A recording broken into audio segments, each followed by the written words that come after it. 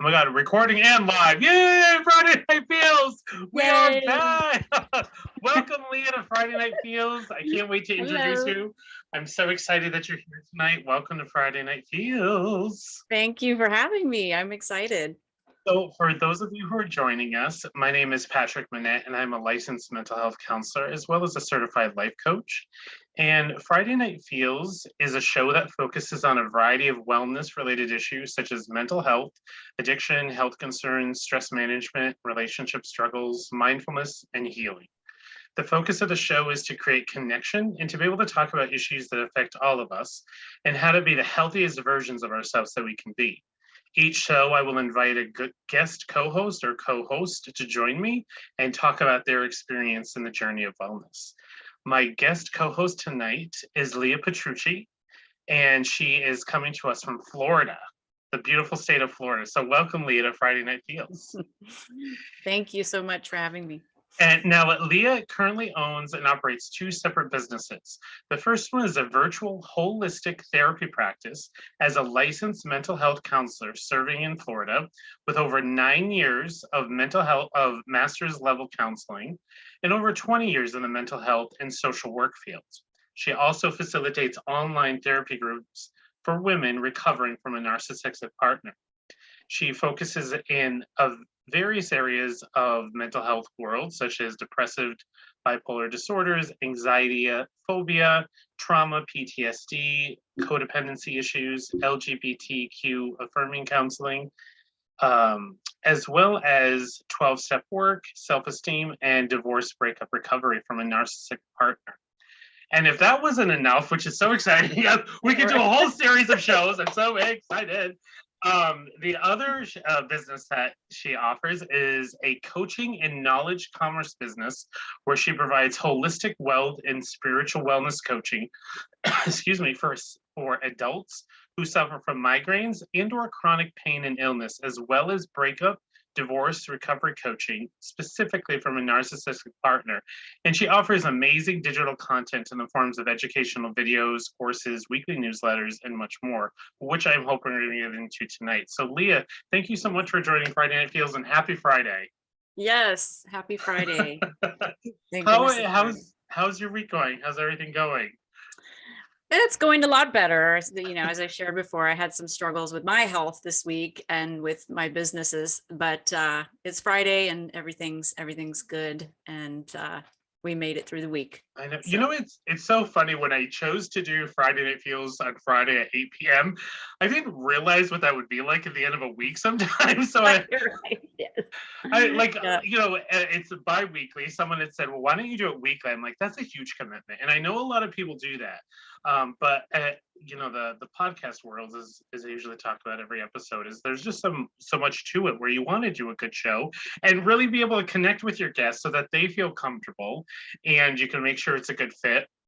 But after a crazy week, it's funny, every time when I've been tired or irritable or not in a good mood, there's this, as soon as we go live, there's really this magic. As soon as I connect with a guest and I see them and it's real, it's kind of like all my stuff gets pushed to the side and the magic really just takes over. Yes, definitely. So I have so many questions. I hope that's okay. But yes, please.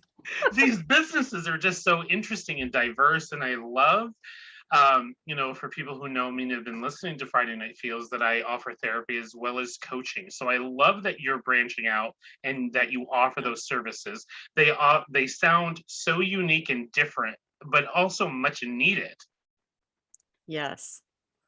So where would you like to jump in tonight? I'm like ready to go. I got my water. I got my dog sleeping. I'm ready to go.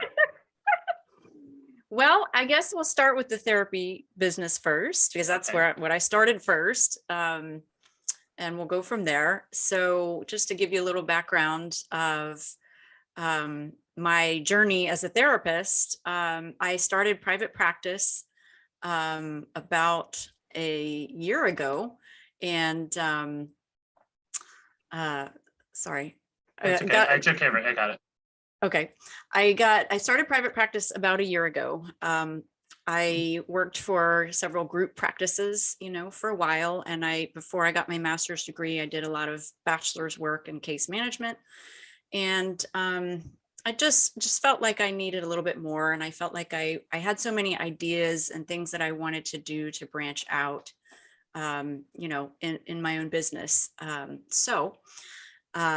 Started private practice a year ago and had no idea that being a single business owner would open up to a second business. That wasn't even a thought in my mind, but I started to just realize that there was a lot of value in coaching, and I'll get to that in a minute. But for my therapy business, it is 100% virtual. When COVID happened, because I also have some health issues that I needed to protect, it was somewhat convenient for me to work from home, and just kind of took advantage of working from home and decided to, continue my practice. And so I work from home. I don't have an office. I have a virtual office, but I also do home visits if it's an appropriate situation. And the areas of specialization, that I mentioned, that you mentioned, and I'll just, kind of briefly touch on them.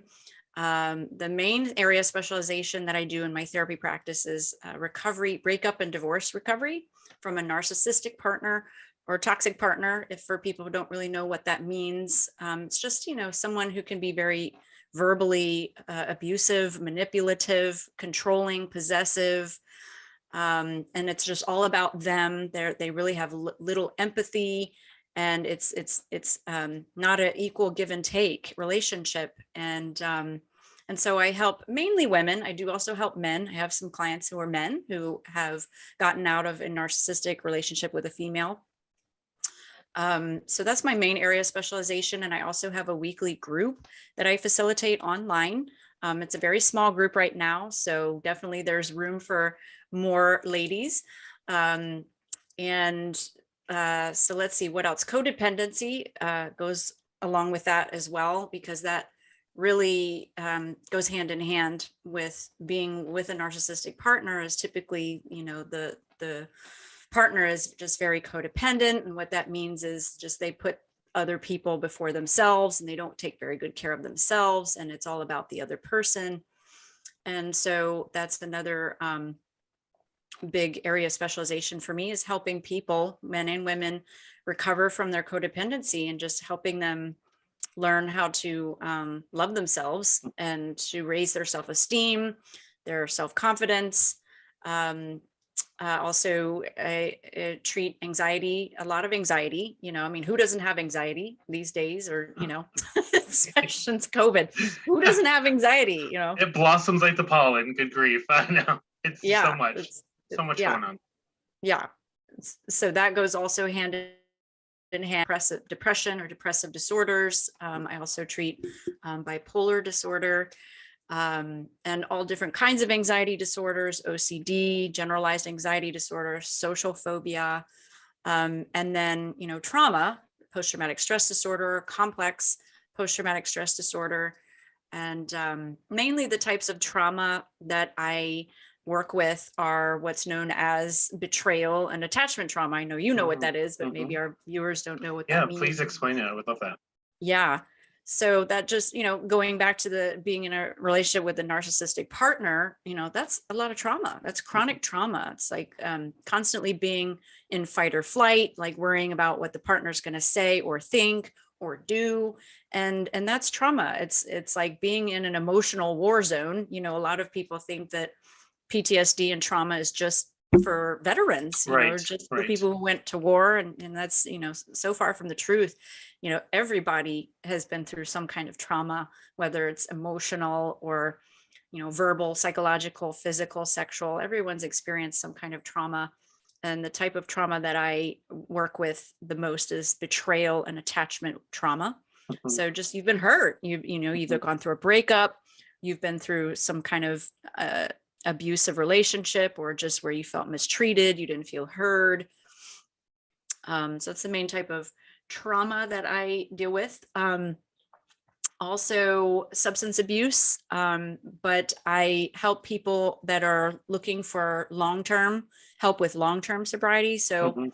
people who have already done like the difficult work in the beginning, they've already quit, they've already gone through detox or inpatient or outpatient, Mhm. intensive outpatient, they've already done all that, Mhm. and they've got at least 6 months clean or sober. Then I come in and help them, in the long term. So they'll do, help with that. And I also offer an optional, and this is an optional service, but I'm a Christian counselor. The last organization, I've worked for several organizations that are nonprofit, um, Christian faith-based.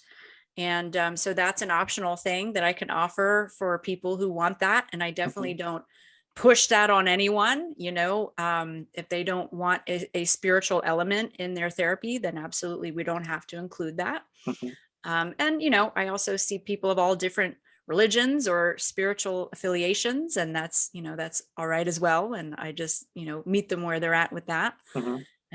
So I feel that spirituality is very important, in the holistic mindset, with the mind, the body, and the spirit. And so whatever that person's spiritual beliefs are important to them, we can include it. And if it's not important, we don't.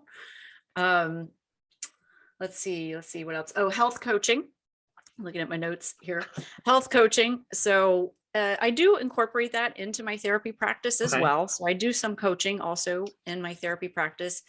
And so what that looks like is I help them just change their habits as far as health goes. I mainly help people with chronic pain, migraines, chronic illness, or just people who want to be healthier, like people who want to clean up their nutrition, people who want to exercise more, and just need accountability for that. Mhm. People who want to learn how to get rid of the toxins that they're putting in their body, and get better sleep. I'm not a certified health coach, by any means, so I couldn't, advise on, medications and things like that. But I more help with behavioral changes, Mhm. helping them just create better habits, because those can be hard. Right. And also, it sounds like, for me, when I'm working on something, the accountability, I think that's a word we use a lot, but it's also someone who's supportive. And I feel like when you're looking at accountability, there's that supportive piece of, hey, I'm not alone in this. Like, I just have someone who's got my hand or my shoulder and saying, hey, you can do this. And when you're here, I'll Right. give you a little push or, Yeah. encouragement. There's so many beautiful components that are incorporated in that. So it sounds like an Yeah. amazing practice that you offer for people. Yes. Yeah. Lots of services. It's doing pretty well. Of course, I definitely have room to help more people, but Wonderful. So I kind of want to go into the narcissistic stuff because I find that so yeah. fascinating. And I Yes. think it's coming up. I don't know what you find. When I enter the counseling field, we didn't really talk that much about it. And No, now not at I don't know all. about you. Now I feel like people use it a little too much. You know how like there's Yeah. always like that diagnosis, like, oh well, I'm bipolar or I'm this or I'm this. It's like, oh well, he or she's a narcissist. It's like, Yeah. okay, let's not Yeah. diagnose people. But I Right. think, but Yeah. I think narcissism is such a powerful um, issue that people really do struggle with, and as you said, they don't even know what it is.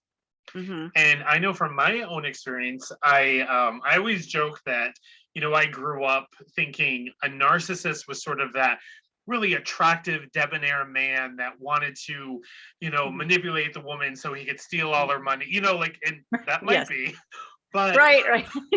but I remember Yes. because I just always thought it had to be a man, Yep. against a woman. A Right. lot of Lifetime movies growing up, unfortunately. Yes. but Yeah. but Yeah.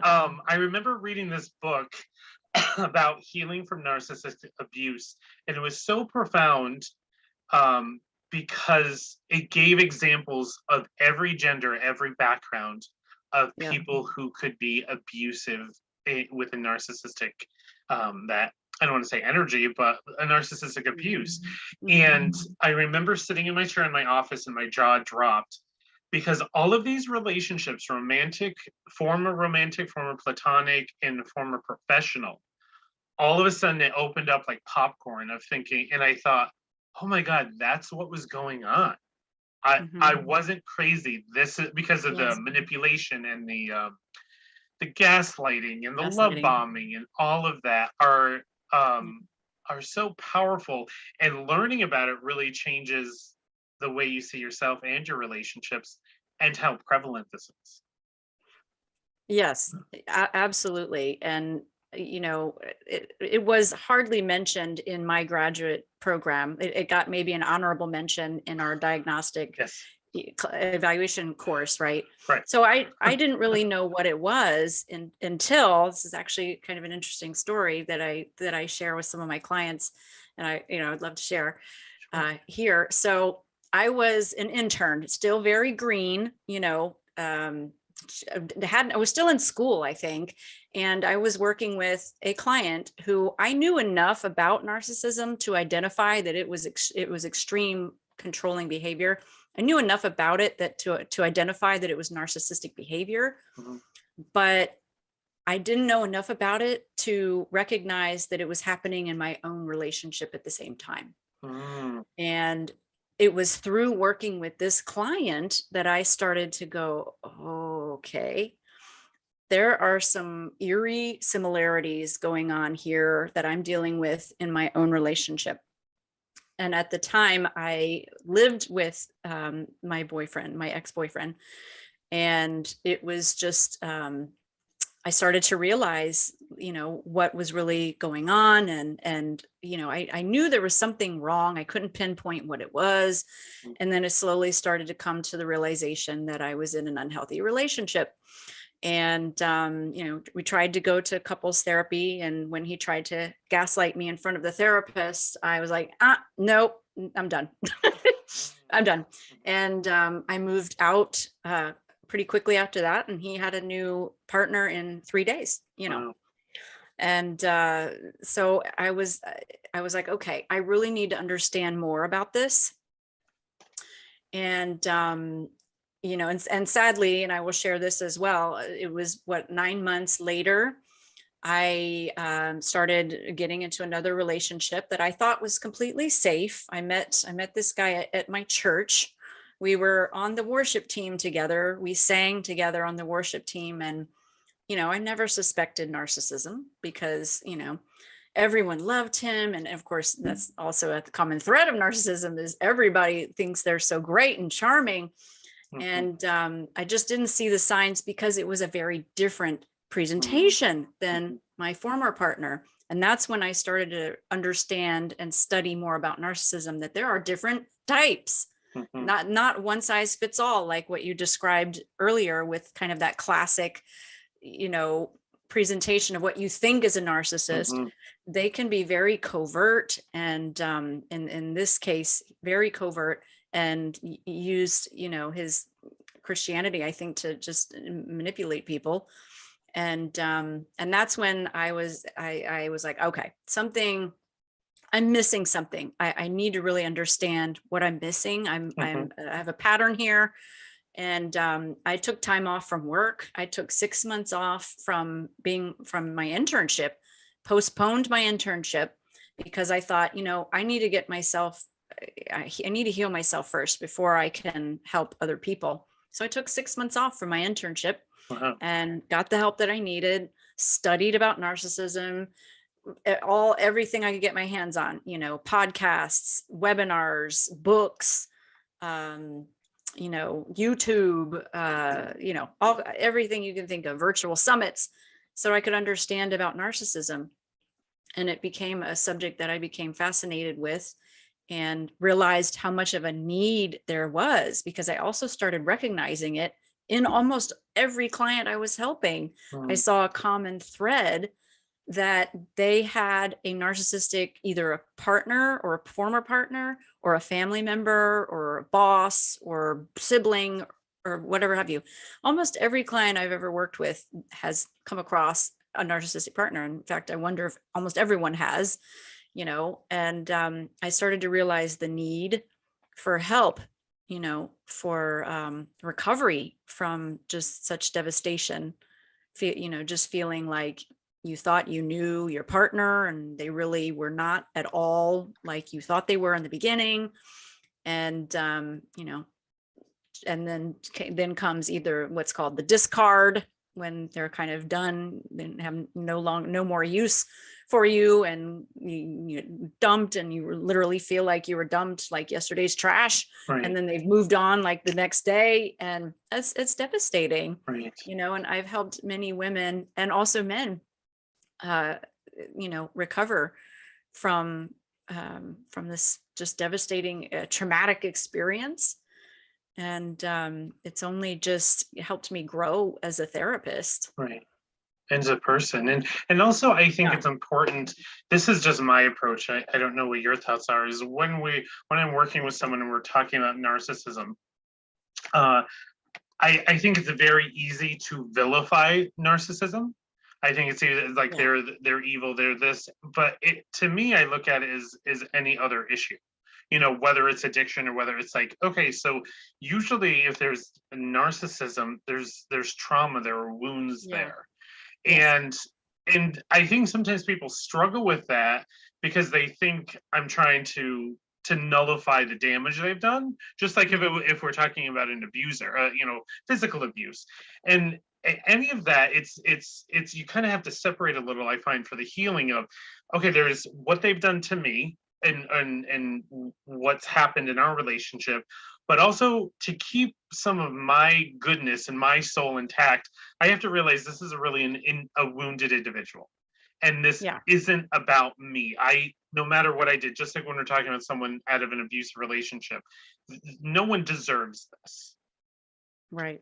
But I think it just kind of helps us like, okay, this happened to me. Let's figure out why or what it means. And as you're saying, and I think most of us on the field can see that narcissism can be, parental, or, the primary caregivers can be siblings. And one of the conversations I've had more and more over the years, and I've also seen an explosion of books being written about this, is adult children of narcissists. Yep. Where it's much more like not to blame parents, I'm not blaming it, but I've just seen more literature come out of like, oh, my parents are, were narcissists. Or I always say that it's sort of like a spectrum.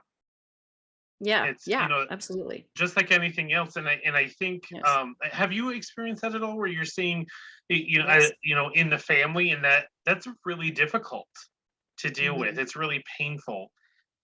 What are your experiences with that? Yes. I help a lot of clients who are dealing with either past or current family members who may be narcissistic, or, other things like just addiction, or just unhealthy somehow, or really codependent, really, super anxious to the point where they harm other people because of that anxiety.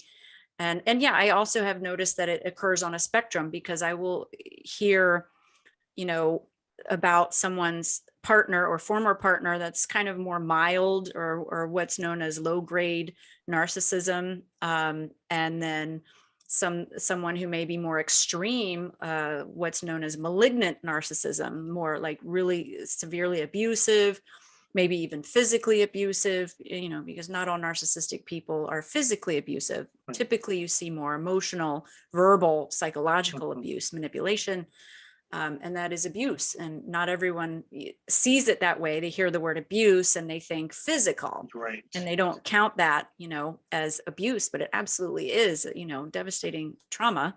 But yes, I've noticed too that it occurs on a spectrum.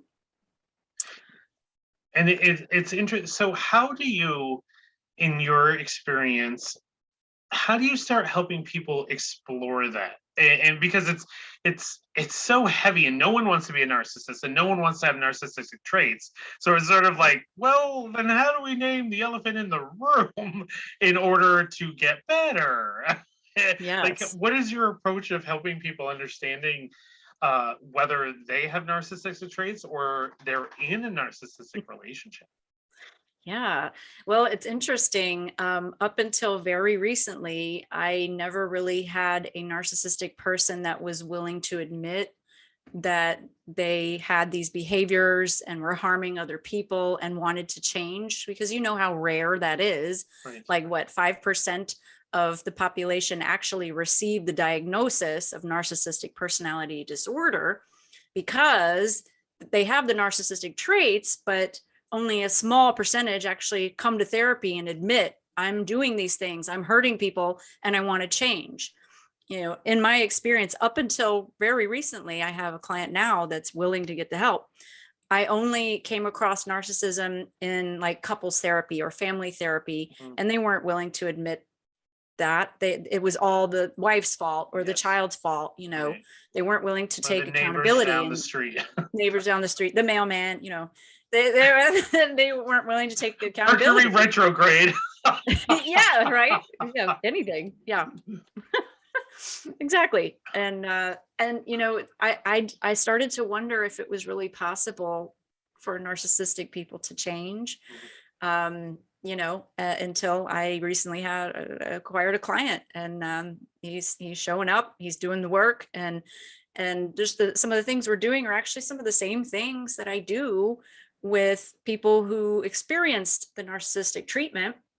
And that is, looking back at their trauma, looking at their anxiety, looking at their past wounds from childhood, and their codependency, and even some inner child work, that wounded inner child. And some of the work is very similar to what I do with people who received the narcissistic abuse. Right. It's interesting. Excuse me. And I think sometimes what I find is just having the conversation about what it is normalizes it and makes it less scary. I think that's what I see a lot, is that there's so much fear. Well, I don't want to be this thing. And I remember someone I knew in my personal life, we were having a lot of discussions about his family had a lot of different levels of narcissism. And, I think it was hard because it was merged with selfishness, but also, well, I'm a good person because I do this. So it was a lot of confusion. So I do all these good things, but then in the family, as you were saying, like with your partner, is behind the door is the triangulation, the love bombing, the lack of genuineness, no conflict resolution, and just to mention some of the things. And so this person, really active in therapy and working on his stuff. And I remember he was telling me the story where he was home alone once, and, you're just talking to himself. And then all of a sudden, this family member just came right out of his mouth. It was just like, holy shit, where did I learn that from? Yeah. It was just like, okay, so I absorbed more stuff than I realized, So it was a really powerful conversation. And I think when we're in the field, we're constantly being triggered of not just triggered in a bad way, but also to see where our wounds are and where we need to do some work. And it catches you off guard of like, oh God, I'm that thing I never thought I was. Yeah.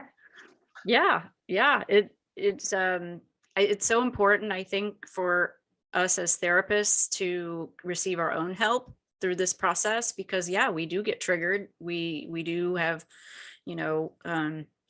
countertransference issues that come up, and we need to address them. And I wholeheartedly believe in, that it's probably in therapists' best interests to have their own therapy. I have my own therapist that I've seen for probably 7 years, every week without fail.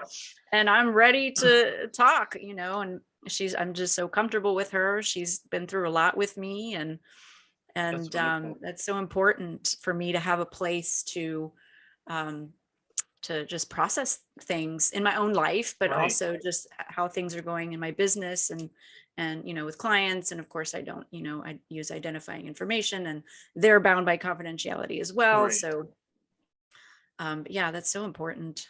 And I think I'm so glad you bring that up. And in a lot of my shows, I've talked about my own experience about finding how important it is to be in this field and to have whoever you need of your support so we can be healthy. And also in my experience, like I loved my graduate program. It was an amazing experience, but they did promote us getting therapy. Yeah. But then you enter the field, and it was like Mhm. that just went away. Yeah. And I was in a place where I was surrounded with much more experienced advanced clinicians. And although it was unspoken, the idea, the feeling was, why would I go get therapy when I am a therapist and I know all the answers? I know what they're going to say, right? Right. And when I left that job, there was a couple transitions in my life. I went to a couple different jobs, and I landed in one where everybody on the staff was in or had been in therapy. Mm-hmm. And it was sort of like the Wizard of Oz when it goes from black and white to Technicolor. It was just like, where have you been? Like, come out. Like, and like this part of me just felt it was just really difficult because you're affected by your environment.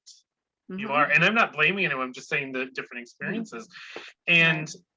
I just remember how much my colleagues loved their therapist and loved being in therapy because it was so supportive and helped them be Mm-hmm. healthier people and healthier clinicians. Mm-hmm. And then so like I jumped into therapy and was able to worked on, and I've worked with different clinicians, and then kind of bridging into your other business as well, which I have my own coaching, is discovering how helpful coaching is. Yes. And I love it. Yes. and I don't know about your experiences, but I think in grad school we were like, well, coaching is like a pseudoscience and blah blah blah blah. And Yeah. once again, a stereotype I had, it was like I was thinking it was like in the movies, like, oh, I'll tell you your Mhm. astrology sign, I'll get you your coffee and tell you what you're wearing. Yeah. Right. Very Yeah. stereotypical, Pet. Yeah. Yeah. For a while, I don't know what the correct emotion was. I don't know, maybe a little bit of envy, because I saw that coaches didn't have to go through all the schooling that we had to go through, are not regulated by law, and they still made about the same amount of money, if not more than we made. And I'm like, okay, what is this? That's not fair. But then once I started to look into it and know more coaches and then see its value, and I started to realize that my personality and my style of therapy is very much coaching. It's very much, okay, what do we need to do next? What's the next action step? What are the goals? Let's move you forward.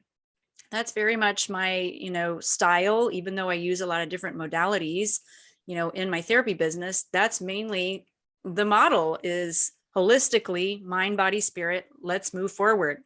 What do we need to do to move you out of this? And also just the limitations of only serving clients in the state of Florida, because of state regulatory laws limited me to be able to share, my services and my message, because I believe I have a very strong message and a strong testimony that will help other people. And it's just something I feel like I'm being called to do, is expand, to serve anybody, doesn't matter where you live, and with virtual services, we can do that now. So I opened up my second LLC just maybe 2 months ago for coaching, and I've got a lot of projects I'm working on, and I'm excited about it. And definitely, would you like to hear some more about my projects I've got? God, I would love going? to. This is delicious. I love it. It's just so, it's just, well, it's, what I also love about this is it inspires me to hear your story, and I think when other people can hear it. And I just wanted to say one other thing too about grad school, and I'm sure you can relate to this, is there was nothing about being an entrepreneur. No. Or marketing or nothing. Or that to believe, or to believe in yourself that you can be a business person and you can be successful.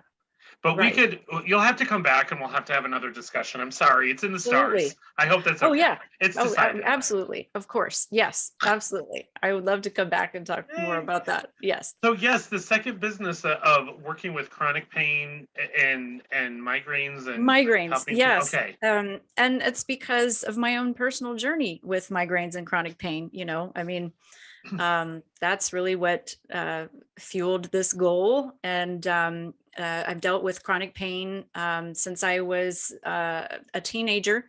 What started that journey and my trauma story was that I had cancer as a teenager. I had Wow. an aggressive form of lymphatic cancer called non-Hodgkin's lymphoma. I was only 15 years old. I was a sophomore in high school. I just started my sophomore year. And that was a very traumatic experience for myself and my family. And because of that, I'm in remission, of course, and it's been 28 years now that I've been Wow. in remission. But I still have a lot of long-term complications because of that. I mean, think about it, of all the heavy duty chemotherapy that was dumped into a teenager's body that's still developing, their brain's still developing. And so as a result of that, I believe I have neurological issues and pain. I also was diagnosed with fibromyalgia a few years ago. Although I think I had been dealing with it for many years and it took them many years to figure it out. Doctors were like, we don't know what it is, here's a referral to pain management, Mm. and that's when I discovered functional medicine. And I'm very passionate about holistic functional medicine because they get to the root cause and not just cover it up with a The medication. symptoms. Yeah. And I'm very passionate about helping people with that too, helping them see the world of functional medicine and how that can help them, and helping people just reduce their migraines. It wasn't that long ago that I was having daily migraines, and I came very close to just filing for disability because I was calling out sick all the time. I couldn't keep up with my work, and it was just so stressful for me. And I thought, I don't know if I can do this. I don't know if I can be a therapist and deal with these migraines and this chronic pain. Mm. But I just knew that wasn't in the plans for me. I hadn't, Mhm. did all that hard work just to, throw in the towel. I'm like, no. And I didn't want to put my family through that while I waited a year to file for disability and the financial burden. And so I doubled down. Instead of giving up, I doubled down on what do I need to do to get better. Tried all kinds of different things. Some worked, some didn't. And, of course, I'm still working on my health journey, and I probably will be, and, till the day I die. I mean, I think we all need to work on our health. And, but I'm just, gosh, 50 or more percent better than I was, Wow. That's just amazing. even a year ago, a few years ago, but even a year ago. I went from daily migraines. The longest kind of migraine stint or episode was 2 months daily migraines. And now I get maybe a few attacks a month. And so, I mean, that's huge. Right. It's huge Right. for a chronic migraine sufferer. And it wasn't just one thing that I did. And I can't say it was this medication, because yes, medications can help, but I had to change my lifestyle. I had to change what I was eating, what I was sleeping, I had to change my sleep schedule. I had to get more movement. I had to, meditate more and reduce my stress. So many different things. I had to reduce my toxins, all the toxins that I was unknowingly putting on my skin or on, makeup products and things like that, all these Mhm. toxic things that were contributing. And it was just through a lot of research and a lot of determination. And of course, that's still a big passion of mine. And I thought, you know what? I really want to help other people find this relief, because I came very close to, not Well, working shutting and down. shutting down in every kind of way. I was depressed, I lost the will to live, Wow. for that time, and I just didn't want to give in that way. I knew that I was meant for more, that I went through all Right. of what I've gone through for a reason. And I wanted to share that with others. All right. That's amazing and really inspiring. It's funny. I hear that phrase, God doesn't give us more than we can handle, right? And then I heard this Yeah. joke. I heard this joke just to alleviate. I feel like God has a good sense of humor. Yes. And he said, God doesn't give me more than what I can handle. I just wish you wouldn't trust me so much. I've heard that too. I heard that too. And, Well, and it's interesting because what the Bible, and I hear that too. And the Bible sort of says that. What it actually says, if I'm quoting it correctly, and it's Corinthians 10, 1 Corinthians 10, I believe, talks about God will not allow you to be tempted more than you can bear, because He's provided a way out. He's provided a solution. So it's kind of similar to that. It's not quite, it's kind of paraphrasing, but this world is more than we can handle. Well, there are times where I get up and it's just been stressful. It's like that Thursday where it's not Friday yet.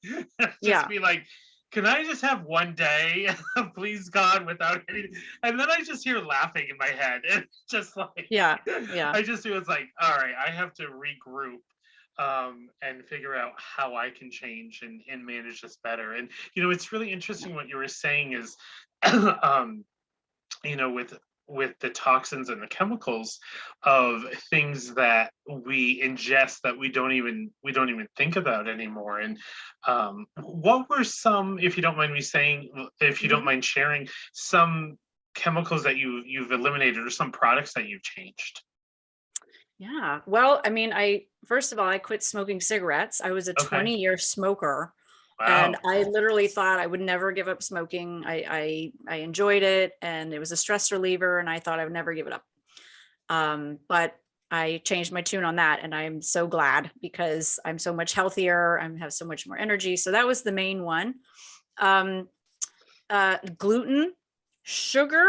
Sugar is so huge, and so many people are addicted to sugar, and it's just caused so many problems. It even causes, exacerbates mood disorders, anxiety, depression, all kinds of health problems. Refined sugar is what I'm talking about.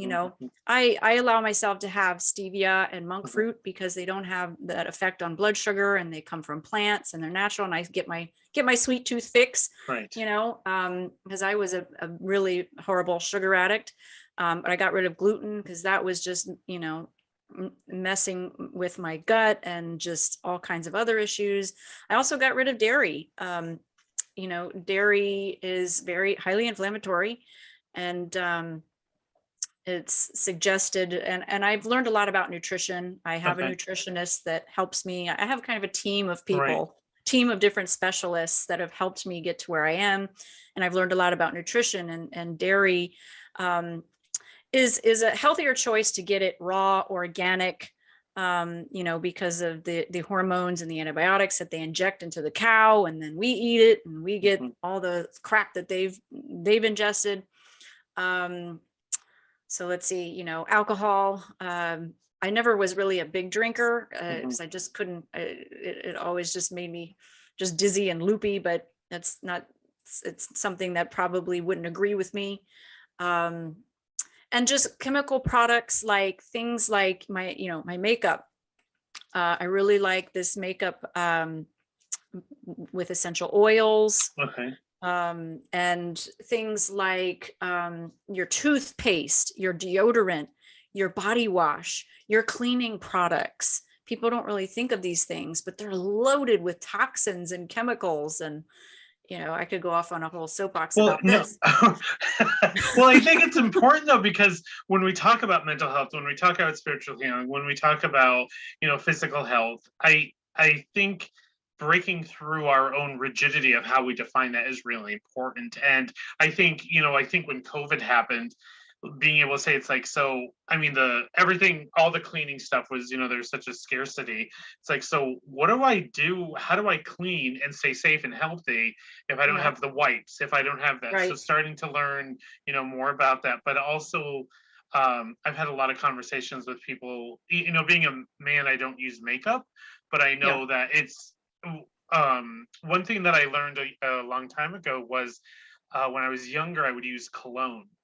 And I never thought, I just thought, it smells good, but I never connected.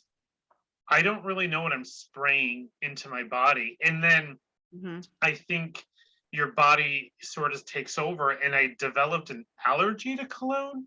which Mhm. was really interesting. Well, other people around me can wear it, but if I put it on my skin, I have an asthma attack Mhm. of Yeah. any type of cologne. It's just like, okay, Yes. so we're just gonna listen to Yeah. this Right. and Listen to your move body. on. Yeah. So I think that's Yeah. amazing that you're sharing that. I really appreciate that.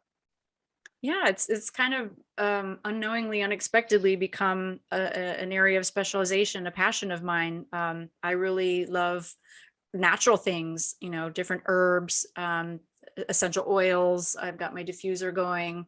I just bought a new shipment of doTERRA, which I absolutely love, and can be cleaning products and not be as toxic and can still get the job done. Right.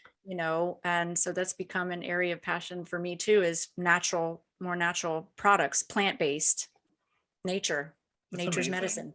I love Yeah. it. That's so cool. And Yeah. the one thing I wanted to share is when you were talking about it, different healers, excuse me, one of the um, experiences that I had that was life changing was getting involved with acupuncture. Yes. Yes. And I had a Yep. family member who has a background in science, but is also um, sometimes rigid in what they'll do or trying new things. But they went to acupuncture and it resolved some health issues that traditional medicine couldn't. And I just Mhm. thought, okay, this is cool. And I wasn't adverse to it, but it was just like that was kind of like the selling point. And one thing that the two things that were amazing for me was, especially in our field, when we talk about mental health, the self care and taking time for yourself, is it was an hour and a half for myself. Mhm. And it was an Yes. hour and a half where someone else that I Mhm. trusted and was safe was not Mhm. only giving me education of how to be healthy, but was taking Mhm. care of me. Right. Yeah. Of Yeah, even just absolutely. sitting on the table, I was like, I'm good. Right. I'm good. You just Yes. It's so, I go to an acupuncturist as well every other week. I wish I could go more, but just trying to budget because I have Mhm, other self-care things I do. I do chiropractic, I do mhm. massage, I do acupuncture and what's called fascial release, which is Ooh, gently kind of release. It's a gentle touch and it's gently releasing the fascia, which can get tightened, which is our connective tissue, okay. and can get strained and cause pain. And so my acupuncturist does both. It's a double whammy. And then I get in the infrared sauna afterwards, which is detoxing of inflammation. And that's my time. I'm there for like an hour and a half, like you said. And when I drive up, there's a sign when you park that says, "This is me time," or "the best place on earth," or something like Oh, that. I love This is my that. happy place. And it is. I'm like, oh, okay, I'm here. And sometimes I get so zen and then I drive home in 5 o'clock traffic, and I'm like, oh man, there went my zen. But of course I try not to allow that to affect my mood. Yeah. But yeah, it's I wholeheartedly believe in things like that. And I'm also looking into and experiencing different alternative methods of treatment and things like energy work, and some things I'm still on the fence about, but I'm willing to understand and look into it. If I can understand the science behind something, or even if I don't understand the science behind something, but I hear people give their testimonials of how much it Hmm. helped them, I'm interested. I Hmm. want to learn more about it.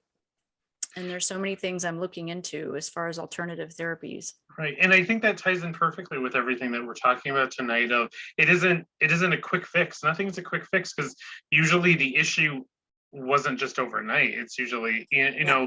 one of the things that, and I've talked about this before on Friday Night Feels, is my own wellness journey really hit a wall when the shutdown happened 2 years ago. And I just remember, I just felt so lost and discombobulated and confused. And, we were just, I was just like eating more crap. I didn't like, I think I was just so Mhm. anxious. I didn't know what to do. Yeah. Right. And Yeah. I remember just sitting there one day on the couch and thought, I talk about wellness every day, but I'm not taking care of myself right now. And it really Mm. started, really, I Yeah. mean, I'm still in it because it's a difficult journey. Yes. But as you shared with your own difficulties, but it's also that revelation of, wait a minute, I'm worthy of this. I deserve this. This is what I tell everyone that comes into my office, Yeah. virtually or not, that everybody is. deserves wellness and health and all of that. It's Yeah. interesting how many blockages we see to that, isn't it? Yes. Yeah. Oh, yeah. I get a lot. The client doesn't want to spend the money on themselves because insurance won't pay for it. And they've got this mindset that insurance has to pay for it because they, and I get it. They pay a lot for insurance and they want to use it. But there are some things that are, worthwhile that may get better results from that you have to pay out of pocket. And you're worth that. Your health and wellness is worth that. And I try to encourage my clients to change their mindset. First of all, that the only good types of therapy is covered by insurance, which is not true.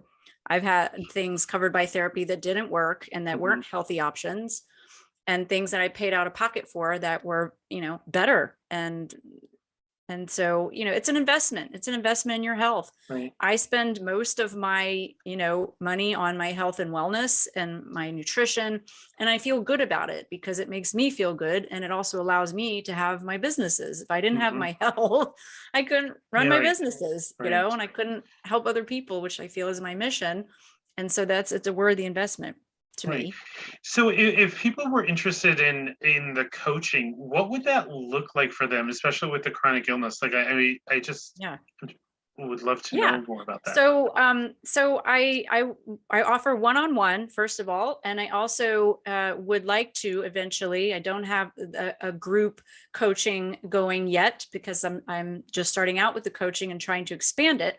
But at some point, I would like to offer what's called a membership. I'm sure you know what that entails, but where every month I just pour into them and I nurture them with coaching, either group calls or one-on-one, with digital content where I, make educational videos and I teach them how to make better choices and accountability. How are you doing? Is there some reason that you didn't feel you were able to take this step? Was it because of fear? Or let's take a look at that. Let's look at, is it your mindset? Do we need to work on changing your mindset? So it's really helping people just make better choices and form better habits. And that can be done on a one-on-one basis or group coaching through a monthly membership, where I just pour into them every month and help them through this journey. Because like you said, it's not going to happen overnight. So what an amazing resources. I'm so excited for the people that are going to come to you there. It sounds like they're just going to get so much. Like, you just seem, so committed to helping them. It's really beautiful to hear what you're doing. And I'm excited. And another part of offering the membership is because I'm starting out, and the first, I guess, batch of people who are interested are going to be what's called my founding members. And so they will have a lot of feedback. They'll have a big part in helping me kind of expand the program and, a lot of their opinions. How is this working for you? And what do you need? And can I make a video about something that you need to know about? And they'll really have a co-working role in the membership, in the beginning as I'm getting it launched. And I think that's exciting because to feel like you're able to be a part of something and to help shape something. And I do this with my group of women, my therapy group of women, and my narcissistic abuse recovery group.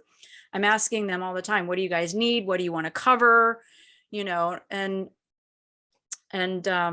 what do you want? You want to watch this video, or what do you need to hear about? And what would help you? So I really do that anyway, but it'll be just very much so they'll get to be a part of it. They'll get to be a big part of shaping the membership. That's exciting. Yes. You'll have to come back and let us know how it's exploding. Because I just have a vision. I think it's just gonna, you put it out, that saying, right? You build it and they will come. Because I think the discussions that you're having and the topics, it just helps people ignite hope into themselves and to be able to heal and find their own voice. And that's what I love. I love therapy. It's, my main business, obviously, but I love coaching.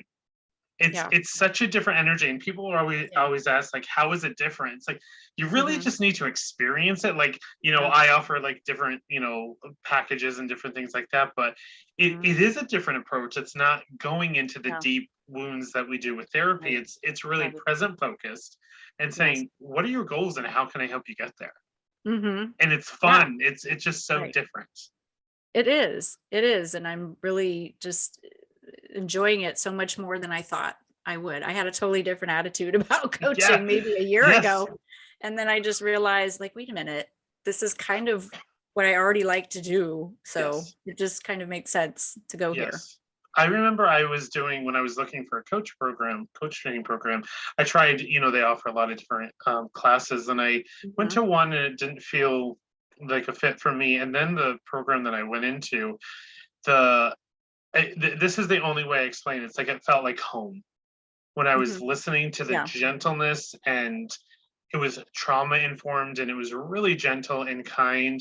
And then I volunteered. It was really funny. It was one of those where the trainer said, "Any volunteers?" And I was like, "Let's go." Oh, okay, let me see what this is. And holy moly, it was just amazing. Like, it was just like 15 or 20 minutes, but I just asked a question in the conversation. She just helped me. I had like a whole plan by the time, the 20 minutes was over. Yes. It was amazing. And I have hired a lot of business coaches to help me. And I recently hired a health coach, a functional medicine health coach, and it's a whole new world. She actually spent an hour and 15 minutes with me rather than that quick 5-10 minutes, that you get in a doctor's office. Right. You try to explain what you've been through in the past year in 5-10 minutes, and they go, okay, here, try this. No, that's a broken healthcare system, and health coaching is just the future, I think. And, yes, no, it's not covered by insurance. And again, it's investment, but to me, it's so worth it. And investing in business coaching and many different aspects. I've got a couple of different business coaches that have different areas of specialization, and they're helping me get to where I am and hopefully further. And I just see the huge value in all kinds of coaching. I do as well. And I had a guest on once, and he had this beautiful analogy where when he was on, it was when the Olympics were happening. And he said, look at all of the people that are at the Olympics, and what do they have with them? They have a coach. Right. And he said, that's how they got there. Yeah, exactly. And he said, don't we all deserve the same support? And I was just like, well, you just dropped the mic, sir. So thank you for coming. Like, what else do you say after that? Like, we all deserve that support. We all deserve someone to say, you can do this. You can do this. It's a cheerleader. It's an accountability person. And I need that. I look forward to it. And you're giving that to other people. You're paying it forward, which is beautiful. So how can people, and I know you offer, free courses and newsletters and these amazing resources. How can people connect with you if they want to know more and just reach out to you? Yes. So lots of different ways. The main way is through my website, which is leahpetruccitherapy.com. And I'll spell that out. It's LEAHP as in Paul, ETRUCCI, and then the word therapy.com. Just a little disclaimer on this one. My website just migrated from one host to another this morning. Yay. So if you happen to run into any problems, email me as a backup. And that's another major way. So that's coaching@leahpetrucci.com. And you can also find me on Facebook. Just look up my name, Leah Petrucci, Petrucci. And find the picture, because I think I have like 2 accounts. There's a personal one and a business one. So find the picture that says telehealth provider across the top of the picture. And I think there are also some other Leah Petrucci's out there. So just make sure you find the one that says telehealth therapy on the top, and send me a direct message. And I also have a YouTube channel, and we didn't get to talk about that, but that's still very, up and coming. It's there. I've filmed a series recently. A couple weeks ago, I batch produced an entire series about narcissism. Wow. I Congratulations. covered, thank you. I covered the 10 top frequently asked questions that I get about narcissism in 10 separate videos. It'll be about 10 minutes each. It's all on the editing floor. So once those get edited, I will start releasing them, each week. So if people want to access those, go to my channel, which is called Holistic Healing Network, and subscribe, hit the notification bell and you'll get notified when those videos come out. And oh yes, and you can also, clients can also sign up for my newsletter, and you can do that by accessing my free content, which is called the narcissistic breakup and divorce recovery checklist. Ooh, I love checklists. Yeah, I know. They're so useful. So it's just a checklist of things that I recommend to do over time. You're not going to do them all at once, but to do over time, to work towards goals, to work towards when you recover from a breakup or divorce from a narcissistic partner. And so people can access that checklist and get on my email list and get my newsletter by going to, I shortened the long convoluted link, so make it easier. So it's bit.ly/breakup checklist. Awesome. And then there's a similar checklist that I created for migraine prevention support called the migraine prevention checklist. And it's a similar link. So bit.ly/migraine checklist. Wonderful thing. And if anyone's listening and you have any issues, just reach out to me as well, and then I can connect you with Leah. So the last question that I always like to ask my guests is if there's one piece of advice that you would leave with the audience tonight, what would that be about everything that we've talked about? Gosh, yes. Is to invest in yourself, invest in yourself, invest in your health, invest in your mental health and your spiritual health. And when I say invest, I don't necessarily mean just financially, I mean the time, put the time into it, put the energy into it, say no more to things, to reduce your stress load. We don't need to be go, go, go all the time. That's just, workaholism and putting too many things on our plates. Is just running us down, and it's just going to take away from our quality of life in the long run. And so that would be the main piece of advice I like to try to give all my clients, is invest in yourself, because you're worth it. And it's such a good feeling to know what it's like to love yourself. Awesome. Thank you so much. That's really beautiful. And thank you so much for making time to come and join us on Friday Night Feels. I've loved having you. Yes, thank you. And I hope you can come back. And there's so much more we could talk about. So get out. Yeah. We'll be there. Yeah. I could talk about so many things. Yeah. So, and thank you to everyone too who watches and who listens. Remember, Friday Night Feels, we're on my my YouTube channel as well, but also the podcast of Spotify and Apple. So just find us. And, we look forward to seeing you in 2 weeks. I hope you all have a beautiful weekend, and we will see you next time on Friday Night Feels. Bye. Bye, everyone. Thank you. Thank you, Patrick.